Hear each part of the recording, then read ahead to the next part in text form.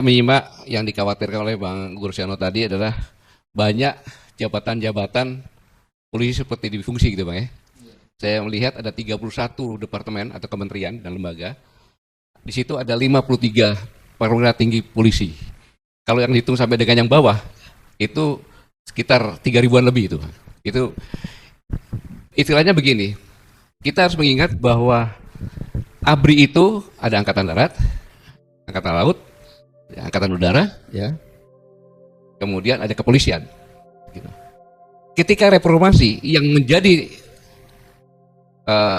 konsentrasi dari para reforman adalah di fungsinya. Tapi begitu terpisah, justru kepolisian ini dengan persenjataan dan sebagainya itu hampir sama dengan TNI. Bahkan untuk Brimobnya itu persenjataannya melebihi infanteri. Nah, inilah yang dikhawatirkan sama beliau dan ternyata kekhawatiran itu menjadi seperti yang sekarang ini. Gitu. Kemudian sehingga kepolisian ini sudah punya hukum, kemudian persenjataan powerful di antara semua kementerian. Sampai wakil presiden pun masih kalah dengan Kapolri itu. Dan Dr. Madi mengatakan bahwa Undang-Undang Dasar 1945 yang asli itu intinya adalah polisi itu adalah pelindung. Karena pembukaan Undang-Undang Dasar 45 membentuk pemerintahan untuk melindungi segenap bangsa, tumpah darah, mencerdaskan kesejahteraan, turut ikut perdamaian dunia. Jadi melindungi.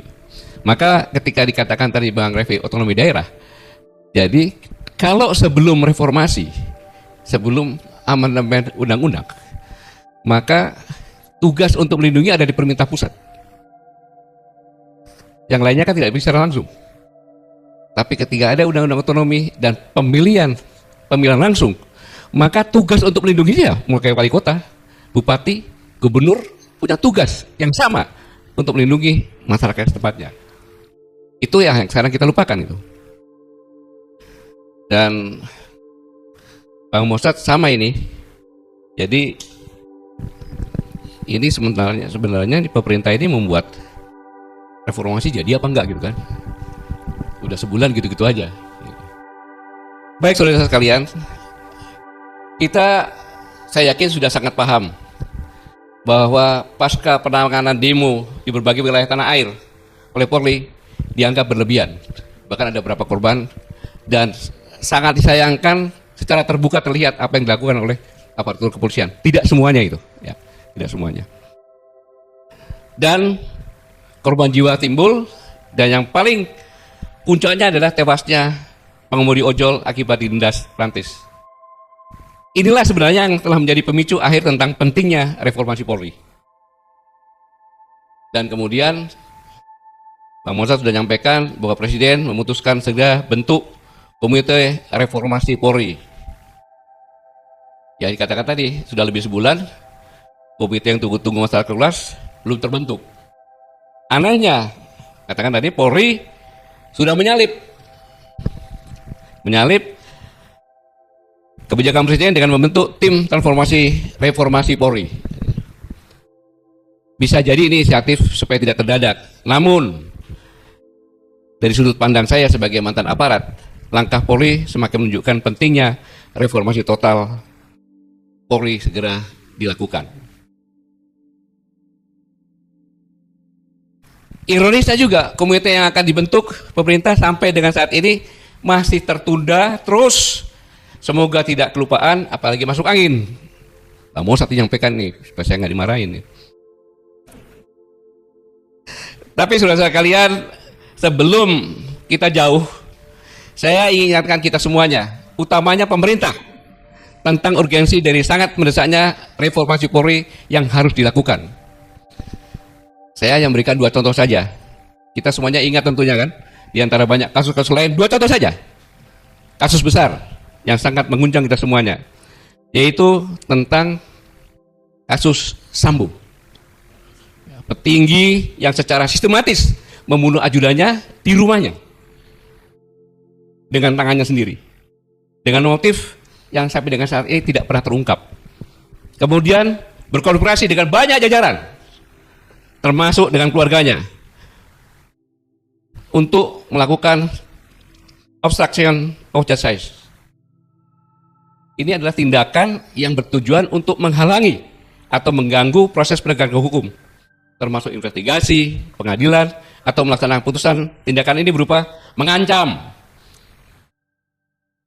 atau mengintimidasi saksi atau pejabat hukum, menghancurkan atau menghilangkan barang bukti, memberikan keterangan palsu, menghalangi akses ke informasi atau lokasi, menggunakan kekuasaan untuk mempengaruhi proses hukum.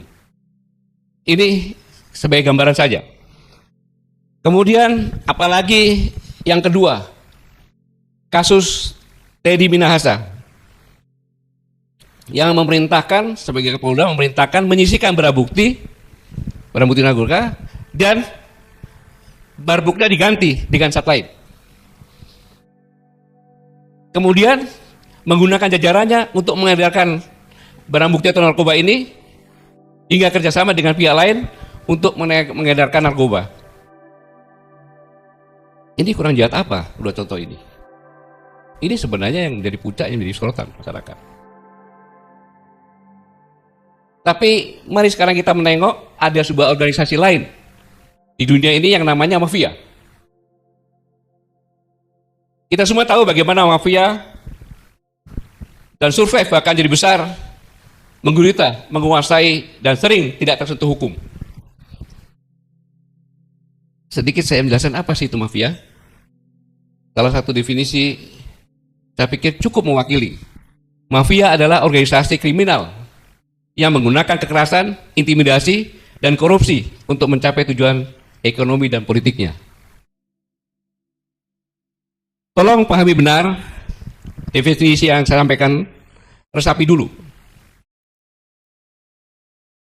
Setelah itu, kalau sudah paham, saya ingin ajak kita sekalian untuk membandingkan dua kejadian. Dua kejadian yang tadi Sambo dan Teddy Minahasa, kemudian dengan mafia. Karena kejadian yang dua ini merupakan bentuk gunung es. Kira-kira dua seperti ini sama nggak dengan mafia?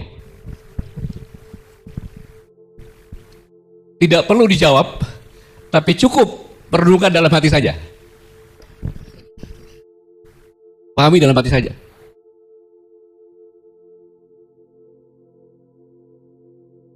Karena kalau takut, Ustadz nggak usah ngomong, pura-pura SMS. Cukup simpan di hati masing-masing saja.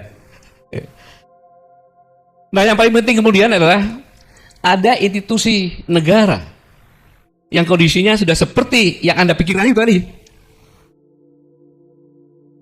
Kok mau bentuk komite reformasi saja maju mundur, maju mundur, maju mundur. Tidak segera. Terus kapan aparat yang kita butuhkan ini benar-benar menjadi aparat dambaan dari seluruh masyarakat yang seperti diharapkan oleh Pak Guru tadi, sesuai dengan undang-undang tadi. Belum lagi nanti kalau komite sudah dibentuk, sudah kerja, hasil polpanya penting. Kalau mau bentuk saja maju mundur, bagaimana eksekusinya nanti sudah ada? Ini kan jadi semakin tidak mudah. Karena komite belum dibentuk aja sudah disalib. Ya kan, sudah disalib. Belum lagi kalau sudah masuk dalam tahapan-tahapannya. Tapi memang yang dikatakan tadi, mafia ini adalah organisasi yang menggunakan kekerasan, intimidasi, korupsi untuk mencapai tujuan ekonomi dan politiknya. Kriteria kejahatannya narkoba, pencucian uang, prostitusi, perjudian, ekstorsi, pembunuhan. Nah, hal ini kalau tidak dilakukan sangat-sangat luar biasa. Cuma saya ingin sedikit memberikan contoh di suatu tempat Boleh dong saya mengambil contoh di luar negeri kalau memang itu baik. Jadi ada seorang pengacara yang cukup terkenal, ini kira-kira tahun 37, saya ulangi, di 1936, 1937, di Chicago. Ada yang namanya Edward Joseph atau SED Boher. Dia pengacara yang sangat kaya, kekayaannya sedikit di bawah Al Capone. Karena dia memang pengacaranya Al Capone. Ketika dia merenung, apakah saya akan mewariskan kekayaan saya ini kepada anak saya yang cuma satu? Atau apa yang saya wariskan? Akhirnya dia terpetik, saat inilah saya harus mengabdikan kepada negara saya. Untuk supaya pemerintah saya bisa menangkap Al Capone. Karena kalau tidak ini nggak akan bisa. Karena kunci ada di dia. Maka dia panggil anaknya. Dia sampaikan bahwa saya akan mewarisi kamu dengan apa yang saya lakukan. Saya akan bekerja sama dengan pemerintah supaya bisa membayarkan Al Capone. Maka habis ini kamu pergi. Dia tunjukkan tempat yang tersembunyi. Dan jangan heran kalau nanti bapakmu akan mati ditembak. Karena apa yang saya lakukan. Tapi itulah warisannya bisa kuberikan padamu. Maka benar Al Capone dipenjarakan, tetapi pada tahun 1939 Edward atau Jesse Eddy juga ditembak di Brunei dan mati. Ketiga, di tahun 1942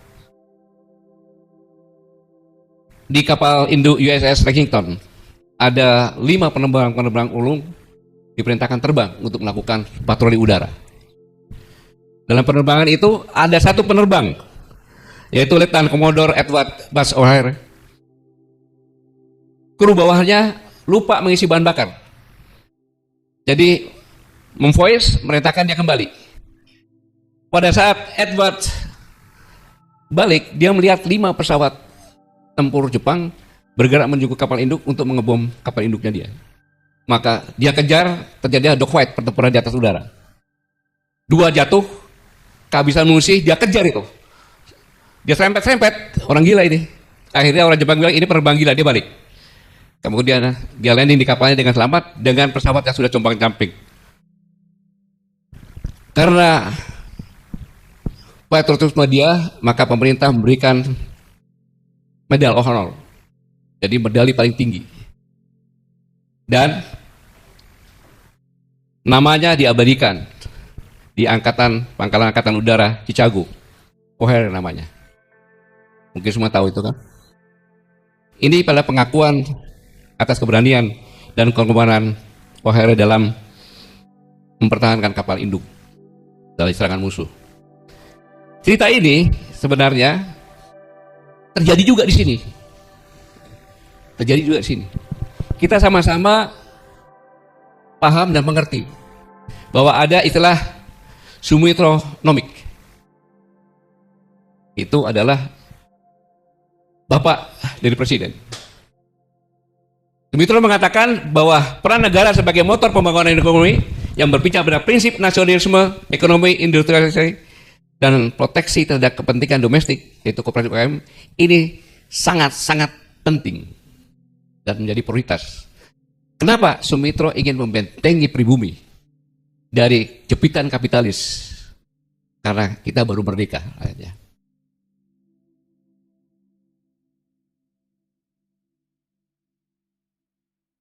Dan sosok Sumitro tidak percaya bahwa pasar bisa bekerja sendiri. Seperti sekarang pasar dilepaskan sendiri, akhirnya 47 kekayaan di negeri ini hanya dimiliki segelintir konglomerat. Itulah kalau kita tidak ikuti Sumitro. Maka Pak Mitro menekankan bahwa perencanaan negara yang aktif namun dengan syarat kepemimpinan yang berintegrasi dan birokrasi yang kompeten. Itulah yang ditanamkan. Dan saya katakan Sumitro ini hebat. Kenapa? Sosok Sumitro dia bisa membuat mindset anaknya yang namanya Prabowo dengan paradoknya, kemudian yang kebijakan sekarang melindungi pribumi. Itulah hebatnya dari Pak Sumitro. wajar seorang menteri, ya kan, Pak Mitro memberikan mindset kepada anaknya. Dan mungkin juga Pak Prabowo ini berjuang 4 kali pilpres mati-matian hanya untuk menjadi, supaya dia bisa menerapkan paradoknya yang sering disebutkan sama Bang Mossad, dan untuk menjaga pribumi. Lalu pertanyaannya tadi, harusnya seorang sosok Prabowo yang seorang jenderal, dia paham ketika Kapolri diwawancara oleh Rossi menyampaikan seberapa hebat pun komite ataupun komisi yang dibentuk orang-orang yang di dalamnya, kalau kita tidak mau mereform, kita jadi ya percuma. Sebagai mantan prajurit TNI, Bang Gursiono juga mungkin sama. Itu adalah bentuk insubordinasi, mengancam presidennya. Apa bedanya dengan Al Capone tadi? Siapapun nggak bisa memerintah dia. Ini insubordinasi itu. Lu presiden lu bikin, kalau gua nggak mau apa? Boleh dong saya persepsi seperti itu. Inilah pentingnya reformasi. Dan ada dalam perspektif yang sampaikan, reformasi mindset Polri harus dibangun untuk melindungi dan pro rakyat, dan bukan melindungi konglomerat dan elit politik yang korup. Kan sekarang terang seperti itu. Maka sempatasnya lah di forum ini, di samping saya mengucapkan selamat ulang tahun kepada Presiden Republik Indonesia Jenderal Prabowo Subianto, ya, semoga sehat, kuat, bahagia, dan mampu memimpin negeri ini untuk terbang menuju bangsa yang besar. Tetapi dalam konteks ini saya menuntut, saya udah ngasih hadiah ulang tahun, ya kan, dengan doa, saya menuntut kalau Pak Sumitro memberikan mindset kepada anaknya dan berhasil, Pak Prabowo tidak, saya tuntut kepada anaknya. Beliau adalah bapak bangsa, ya kan? Maka saya menuntut sosok seorang Prabowo Subianto, Presiden Republik Indonesia, memberi warisan untuk seluruh anak bangsa ini dengan segera mereformasi. Karena sehebat apapun Menteri Keuangan dalam membuat program, ekonomi Indonesia tanpa aparat keamanan, benar-benar berpihak, benar-benar netral, nggak akan bisa.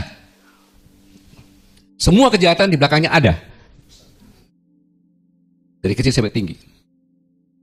Itu sampaikan. Jadi saya menuntut itu, berikanlah kami warisan yang kami terpecah-pecah ini untuk bisa didapatkan warisan oleh sosok Presiden Republik Indonesia dengan mereformasi segera, jangan sampai masuk angin.